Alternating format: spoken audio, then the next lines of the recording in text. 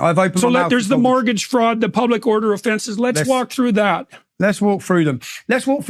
Bearing in mind what you've witnessed in the last 7 days, that British pensioners are being put to jail for gesturing their arms aggressively at a demonstration. That's what everyone does at a demonstration, but they're getting 20 months. A man who said, Allah, Allah, who the is Allah, just got 18 months for saying that, yeah? So what you've witnessed is not actual crimes, but you've witnessed people sent to jail to set an example, yeah?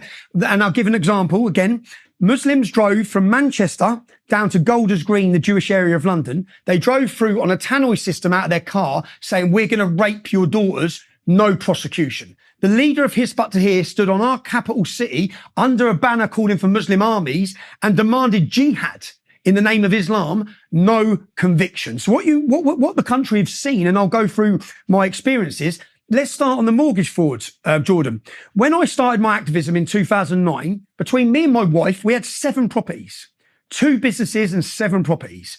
All of my mortgages were 100% legit. And what they'd done is they went and got a 5-year investigation, and in their warrants, they went through my mum's accounts, my dad's accounts, every family member, bank accounts. Now, what they got on my brother-in-law who was 21 or 22 at the time, yeah, he bought his first property. Now, when he bought his first property, the banks used to encourage self-certification mortgages.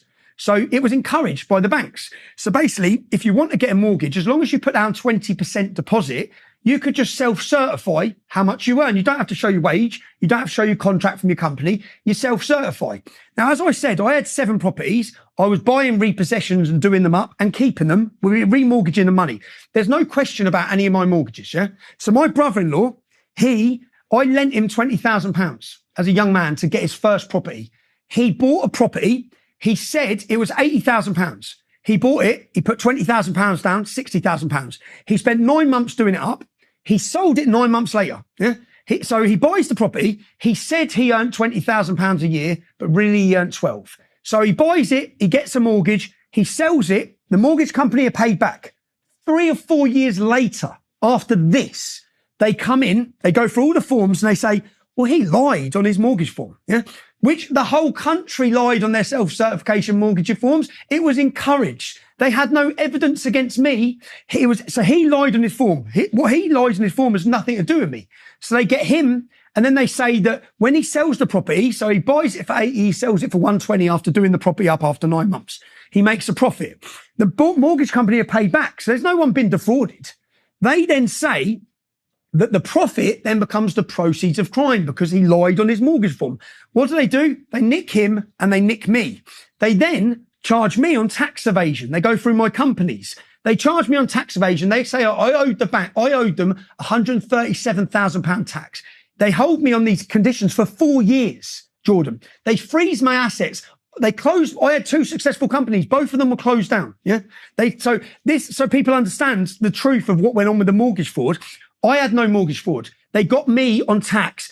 I got not guilty within 2 hours of the tax investigation. What they then done in court was they listed my wife to stand trial for tax. Now, no one knows what my wife looks like or my children, even though the Daily Mail tried to expose them last week.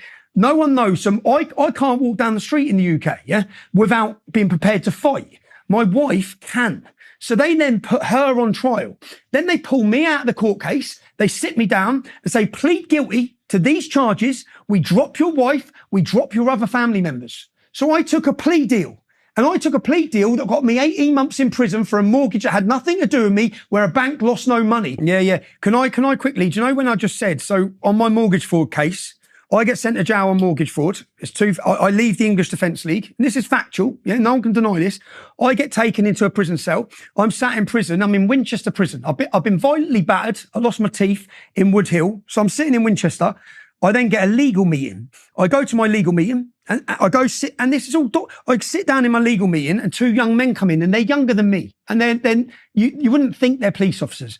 And they said, no one knows we're in here visiting you. No one, only the head governor. Yeah. So when you go back to the wing of prisoners, you can say whatever you want as to who's come to see you here. I said, okay. They said, right, we're from the Metropolitan Intelligence Bureau, MIB. What's the MIB? It's a secretive unit within Scotland Yard. Okay.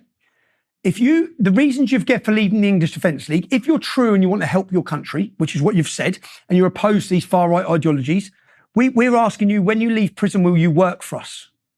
I said, what do you mean work for you? I said, does the left hand not know what right hand's doing? You've just absolutely tried to destroy my life for so long. So I refuse. And they say, where do you, and I've given the recordings of this, where do you see yourself in 5 years' time? And at this time in my life, I'd had enough about talking about Islam. I've been battered in jail. I've lost everything. I've been to jail, but I was in prison, but I've managed to hold on to the 7 properties my wife had, that my wife and me had. So I said, when I get out of jail, they said, what's your plans? I said, well, I'm going to sell my properties and I'm going to go back into building. They said, where will you be in 5 years' time? I said, I'll be a multi-millionaire. I'll be a successful young man and a multi-millionaire. They said, okay, well, we're asking you again, will you agree to work with us? Will you contemplate? I said, not a chance. I'm no one's slave, yeah? I'm not working. I'm not a grass. I'm not working for anyone. I leave prison, yeah? So I come out of prison. I'm driving. And again, I've put the recordings. Anyone who, you might be able to find this speech, yeah? Because they try and hide them all. It's called Tommy Robinson, York Free Speech. And I put the recordings in here. So I'm driving in my car and I'm on the motorway. Boom, police come from everywhere. I'm shut down. I'm arrested for burglary. Yeah. I'm taken in and I'm questioned about a burglary. My head's thinking, what is this all about? Yeah. What is this all about? I get released the next day. Bearing in mind, I've got 9 months of prison license left to do. So I get released. I go home. I get in and my wife says, Winchester Prison's been on the phone. I say, which is where I've just been released from, which is where they made an approach to me in Winchester Prison. So she gives me a phone number. It's 0207. Well, 0207's London. It's not Winchester. I said, why are they being on the phone? She said, you've left property there. I said, okay. So I ring the number.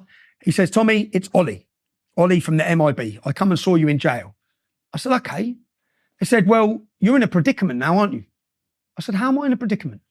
They said, what's it going to look like if the media get you on a burglary charge? I said, I haven't burgled anywhere. I'm not in a predicament. I haven't left the motorway. Yeah? They said, okay, well, if you get charged when you answer bail in 4 weeks' time, you're on license recall for 9 months. Now, for me, prison's death, possibly, because jihadists control the prison. So I sat there and I swear to God, I cried my eye. I come off the phone. They said, all you have to do is agree to have a meeting with us. I said, I'm never having a meeting with you. Yeah? I hung up the phone. I cried my eyes out. I said, what am I meant to do here? What am I meant to do? And if you look at every single terrorist that's gone on to commit acts of jihad in our country, they've all had prior involvement with our security services. The MIB are the security services. Now, they tried to approach me. What happens then is I'm out of jail. I then get a letter after refusing. I get a letter from my lawyer saying they've launched confiscation orders against me. And they want £125,000 off me. Now, the £125,000 comes from the house that was sold by my brother-in-law. Well, he bought it for 80 and sells it for 120 or 125. They want me to pay the entirety of the money. Even though 80,000 or 60,000 was a mortgage, they want me to have to pay it back, even though it had nothing to do with me. So I get a letter. I then get a court date to go to court. I then get contacted again. Tommy, you will never have to pay this money. Come and have a meeting with us. This is blackmail by the security services. At this time, and I urge any of you to go watch this, I sit down with the lead officer from counter-terrorism. My probation officer for being released from prison was counter-terrorism. Why? Apparently, I was in prison for mortgage fraud. What's that got to do with counter-terrorism? When I got released from prison, all my conditions were not to contact the English Defence League and not to talk about Islam. Well, how is this? What's this got to do with the mortgage fraud I'm supposedly in jail with? So I then sit down with the lead officer of counter-terrorism. I said, you know what? I've got a date to talk at Oxford University. I'm blowing the lid on this. Yeah, this is blackmail by the security services to get me to blackmail me in position to work for them. I'm blowing the lid. 2 days before I'm due to talk at Oxford University, boom, I'm a licence recalled. I'm put back in prison for 28 days on a recall. And they used the fact that someone threatened to rape my mum. I went online and posted saying, well, you don't need to look for me because that's what the threat said. And it was on Twitter. I'll be here tomorrow. And I give where I'd be if you want to come and find me. They used that to licence recall me. I spend 28 days in custody. I come out of jail. I sit down with my probation officer again. I'm pretty stubborn, if anyone hasn't noticed. I refuse to back down. So I said, I've arranged to talk at Oxford University. You're not going to stop what I'm doing here, yeah?